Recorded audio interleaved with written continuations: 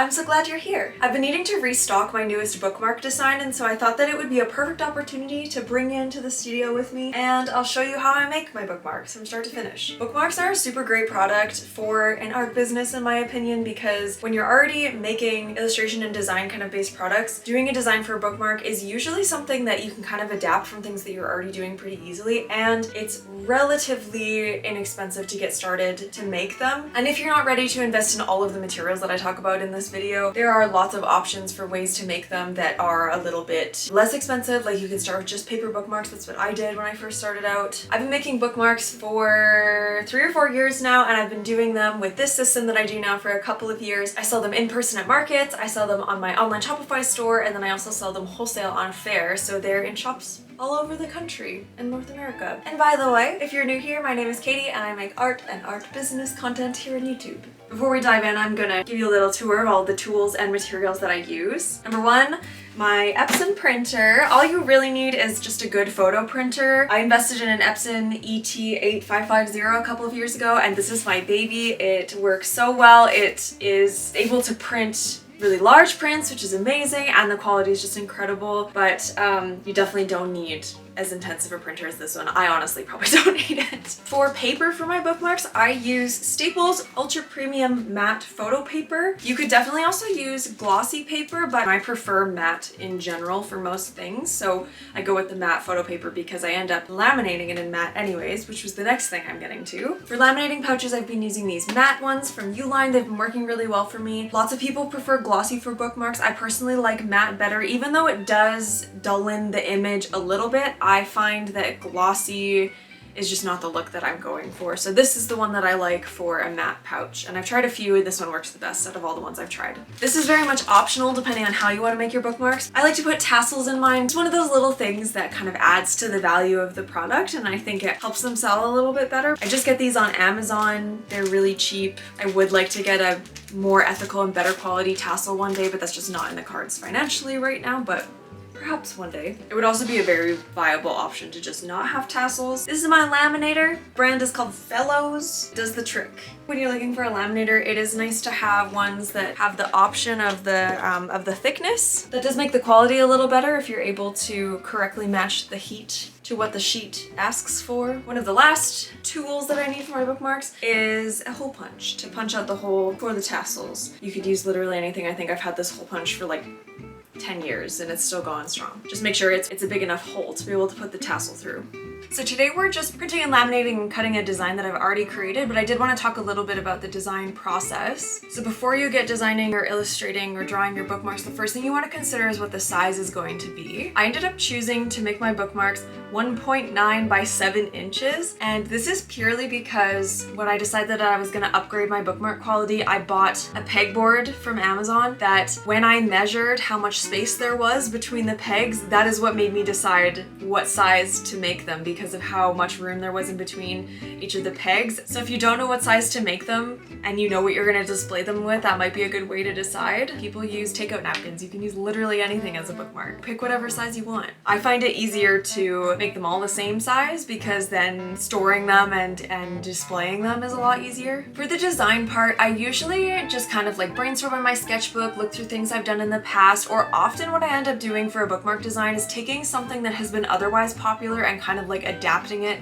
into a bookmark design. Like the one we're gonna make today is kind of loosely based on a sticker sheet that I made last year that has been really popular, so I turned it into both a similar kind of bookmark and a notepad as well. Something that's really important to consider when you're doing the design is to consider bleed on the outside of the design, so that when you do your cut, it's not going to be cutting off any of the design, or you're not going to have an obvious line where the design ends and the edge of the page starts. I originally made all of my bookmark designs without considering bleed, and now I've had to go back and redo all of the files to have bleed on them, so just so much easier to do it from the start. Another tip for making sure your bookmarks come out consistently and cut nicely is I actually include in the design a little spot where the punch hole cutout is going to be. I can just quickly punch out all the holes while placing it in the exact same spot every time. So once I've finished my design in Procreate, or whether it's something that I've done like analog art style and then scanned in, I take that bookmark design and bring it into Photoshop and do all of my like printing out of there. So I set up an 8.5 by 11 project page. I figured out that the best way to set up the page so that I can have really good quality bookmarks in the size that I want with bleed included is to fit 4 bookmarks on a page. It's really hard to cut when you only have a really thin amount of paper to work with in between, so I leave like a nice chunk of space in between. And I include a block of color behind on a separate layer from all of the bookmarks because that is what I print for the back side of the bookmarks. I used to do double-sided design on the bookmarks, but I've realized over the years that getting designs to print properly double-sided is just a lot of extra tedious work, and I don't think it really makes that much of a difference in the end. I don't love my bookmarks that are double-sided more than I love the ones that I don't, and I've never not purchased a bookmark because it only has a design on one side.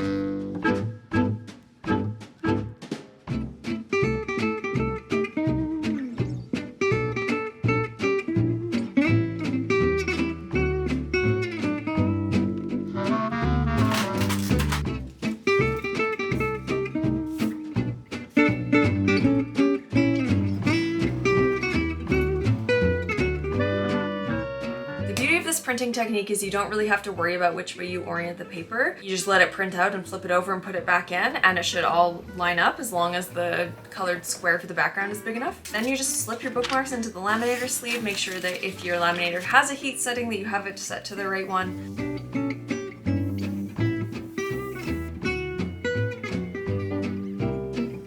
And then it's time to cut. One material that I didn't mention earlier is my guillotine cutter. You can really use any paper cutter at this stage, or scissors if you don't have another kind of paper cutter. I just want to mention to be careful that when you're cutting your bookmarks and you're using the edge of your paper cutter to help you line up where to cut, just be careful because sometimes your paper doesn't line up exactly on the edge of your laminator sheet, and then you might end up with your line not being straight, so be careful of that when you're cutting. An option that you could do at this stage is to use a corner cutter. I personally just like the square corners on mine, but that is an option. And then once all my bookmarks are cut out, I just have to punch a hole in the spot where I've marked it on the design. And then I weave in a tassel and they're finished.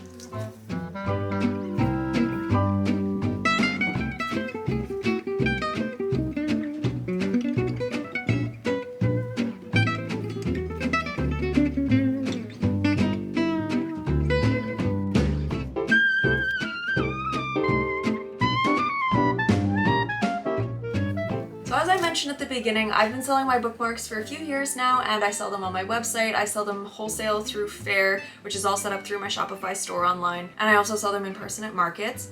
And across all of those platforms, I sell my bookmarks for $6 Canadian each. I really like that price because it gives me a good profit margin regardless of the venue that I'm selling them in. And also when I'm selling them in person at markets, I can sell them for 3 for $15, which I find works really nicely. I have a bunch of other items that are also $6, so I can do kind of a mix and match 3 for $15, and people love that. People love a good deal. As I briefly mentioned previously, when I sell them at markets, I use a pegboard to display them, and I think this works really nicely. My only beef with the pegboard is the little ends are a little bit too thick, and sometimes it's hard to get the bookmarks off the end. And something I've talked about in my videos before is that it's super important to have really good accessibility and shoppability when you're selling things, because you want to make it as easy for your customers as possible, and that's a really important part of that. Also, as far as marketing online goes, it's really important to take good photos of your bookmarks. I really like to set up my bookmarks in a little spread. I have this set of vintage green covered books that I just open up and lay the bookmarks on, and I think it makes a really beautiful layout for behind a bookmark. How I do my product photos is another video that I've thought about doing, so let me know in the comments if that's something you'd want to see. That's everything, my friends. Thank you so much for watching. I hope this was helpful. I'd be super curious to hear if you do end up trying making bookmarks like this, or if you've made bookmarks a different way and you have any tips you want to share, please let us know in the comments. If you've made it this far, it would mean a lot if you could like this video, and if you want to see more, don't forget to subscribe. I also just want to stop and say thank you so much to my patrons. You do so much to help support me and what I do, and it means the world to me. I post all kinds of fun stuff on Patreon, from things like digital downloads to special video content to a monthly podcast. Thank you so much for your time, attention, and kindness. Take care, my friends. I'll see you in the next one.